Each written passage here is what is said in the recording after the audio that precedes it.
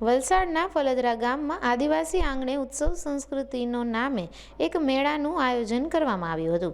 Doctor Hemant Patel અને ફલદરા ગામવાસીઓ દ્વારા આયોજિત મેળાનો મુખ્ય હેતુ વિસરાતી જતી આદિવાસી સંસ્કૃતિ, કળા અને વાનગીઓને નવી પેઢી સુધી પહોંચાડવાનો હતો. આ પ્રસંગે મંત્રી નરેશ પટેલ, સાંસદ ધવલ પટેલ અને ધારાસભ્ય અરવિંદ પટેલ સહિતના અનેક રાજકીય આગેવાનો ખાસ ઉપસ્થિત રહ્યા હતા. મેળામાં દક્ષિણ ગુજરાતની જાણીતી લોકનૃત્ય મંડળીઓએ તારપા નાચ અને ઢોલ નાચ જેવી કૃતિઓ રજૂ કરી હતી. તો આદિવાસી સોશિયલ મીડિયા ઇન્ફ્લુએન્સરે યુવા પેઢીને પોતાની સંસ્કૃતિ સાથે જોડાયેલા રહેવા પ્રેરક સંદેશા આપ્યા હતા.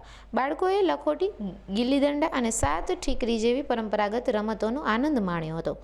સાથે જ આદિવાસી સમાજની શુદ્ધ અને પરંપરાગત વાનગીઓના સ્ટોલ પર લોકોએ સ્વાદની જયાફત ઉડાવી હતી. આપણી વિસરાયેલી રમતો, આપણી વાનગીઓ અને ખાસ કરીને આપણા વડીલોના જે સંસ્કાર છે અને વડીલોના જે રીતિ રિવાજ છે તે યુવા પેઢીમાં આપણે પહોંચાડવાના હતા અને એ પેઢીને આગળ વધારવાની અને આગળની ભાવિમાં આગળ વધે એ હેતુથી આપણે કાર્યક્રમ કર્યો હતો.